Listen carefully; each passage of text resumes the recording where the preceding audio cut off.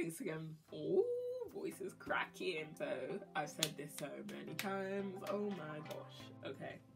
Whatever comes out of my mouth now, that's what's going to be in the video. Hi guys, welcome back to my channel. Today's video is going to be my September TBR. If you've watched my August reading wrap up, then I think you would know that August was a bit of a flop. I'm hoping, I've said this in a couple of videos, but I'm really hoping that this month is going to be the month that I turn everything around. I've got 4 books on my TBR this month, and I'm very much hoping that I will manage to get to all of them. So the first book that I've got is Attachments by Rainbow Rowell. So this book takes place in 1999, the year before the millennium. Back then, people worried about Y2K. If I'm not mistaken, Y2K basically was the fear that when the millennium began, like literally midnight on New Year's Day, computers and stuff were just going to combust and stop working and data would be lost and things like that. And basically the book takes place in the run up to the new year, and Lincoln is this IT guy who's working at a company. Basically Lincoln's job is to monitor emails that are sent within this company and making sure that the emails aren't being used to send inappropriate content and things like that. At this office that he's working at, there are these 2 women, Beth and Jennifer, who are sending emails back and forth. He's meant to send warnings when he comes across things that are like inappropriate and stuff, but with these 2 women he's not doing that, and as the story progresses I think he starts to catch feelings for one of them. I'm only 85 pages in. I'm not too sure which one of them is going to be. Basically he's never met them, and he reads their it sounds very creepy, but it's not that creepy. He reads their emails and stuff because that is his job and everything, and through those emails he starts to catch feelings, as I said.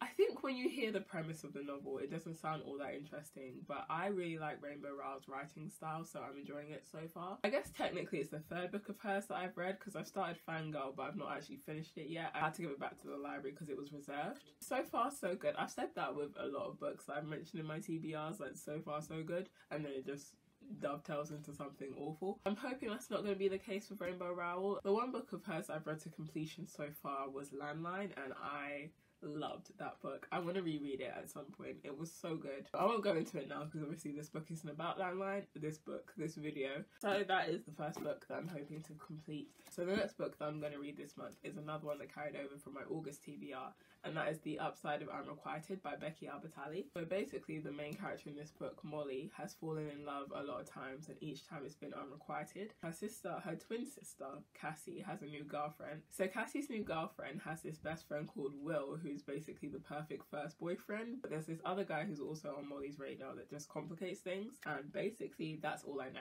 I hope that description was satisfactory. Becky Albertalli has 3 novels if I'm not mistaken. 4 actually, because of the new one with Adam Silvera. The only other one I've read is Simon versus the Homo Sapiens Agenda, and with that book I liked it enough, but I didn't love it. I'm definitely not a part of the group that goes hard for it. Yeah, I enjoyed that book enough to pick up The Upside of Unrequited, and I wouldn't say I have any expectations for it necessarily, but I am hoping, I guess, that it's going to be good. Alright, so the next book that I'm hoping to get to this month is Turtles All the Way Down by John Green. It's fair to say that I was definitely a part of the group that was all over The Fault in Our Stars when it came out a few years ago. I feel like by this point it had to have come out maybe 5 or 6 years ago. I was all about John Green in those days. I really enjoyed The Fault in Our Stars. Not so much a fan of the movie, to be honest. I found that a little bit of a letdown. But the book was like my everything. The Fault in Our Stars was fantastic, and I feel like nowadays the hype around John Green may have died down a little bit. Basically gonna read Turtles All the Way Down because of my past interest in John Green. I've read most of his books. I haven't read Paper Towns or the other one, Looking for Alaska. I've read The Fault in Our Stars, An Abundance of Catherine's. I actually think that might be it. No, I've also read Will Grayson, which he wrote with David Leviathan. I don't actually know a whole lot about what Turtles All the Way Down is about. I still found myself kind of hyped about this book because it'd been a while since he'd written anything, and when I saw that this was coming out, my interest was definitely piqued. Let me have a quick look at the blurb. All I really know is what I've heard on BookTube, and that is that the character has OCD and possibly anxiety, and basically there's this fugitive billionaire that she's pursuing along with her friend because there's $100,000 reward at stake, and his son comes into the story at some point. I'm not sure when. Yeah, that's all I really know about this book, but I'm gonna read it, you know, for old time's sake. It's actually quite a short novel. It's under 300 pages, so I'm thinking / hoping it will help me close the gap a little bit on my reading challenge. Yeah, I don't have too much else to say about this one other than that I'm hopeful, and I hope I enjoy it as much as I know they're two separate novels, but I hope I enjoy it as much as I enjoyed The Fault in Our Stars back in the day. The fourth, but hopefully not final book that I'm hoping to get to this month is November 9 by Colleen Hoover. This is the large print edition. I got it from the library. Okay, I don't know anything about this story. I picked it up because Colleen Hoover is somewhat of a controversial author on BookTube. Some of her characters and some of the scenes in her novels I think just rub people up the wrong way, and I personally want to, I don't know, I want to have a look or have a read, I guess, for myself and sort of form my own opinion on it. A few booktubers that I watch were fans of Colleen Hoover, but have since sort of changed their minds on her, and I just kind of want to see what all the fuss is about myself, really. I guess you could say this is one of her newer books. It came out in 2015, which wasn't all that long ago. So from what I can gather from having just read the blurb, it's about this girl called Fallon who meets this guy called Ben on the day that she's meant to be moving across the country, and on her last day in LA, they spend time together, and Ben's an aspiring novelist, and in Fallon, he seems to find the how did they describe it? The creative inspiration for his novel. Years go by and they continue to meet on the same day every year. And at some point, I guess Fallon starts to question whether Ben's been telling her the truth about certain events or whether he's just been making stuff up for the perfect plot twist. And all of that is what I just gleaned from the back of this book. Again, I don't really have any expectations for this book. I just kind of want to get a glimpse into the world and the writing of Colleen Hoover. Alright guys, so that is my TBR for this month. I'm hopeful and I'm feeling positive that I'll be able to get through these 4 books. And hopefully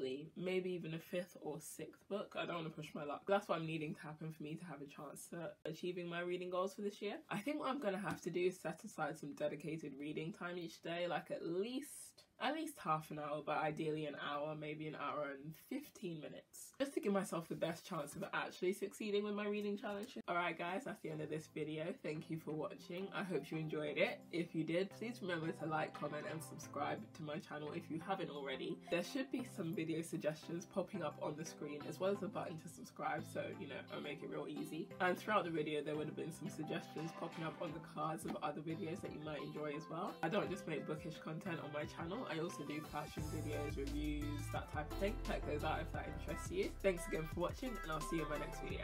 Bye! But to complicate things, there's this other guy who's in Molly's... What's that word? There's a word, you know. In Molly's radar, on Molly's radar. Okay, so this book takes place in 1999, the year before the fact. No. Oh my gosh.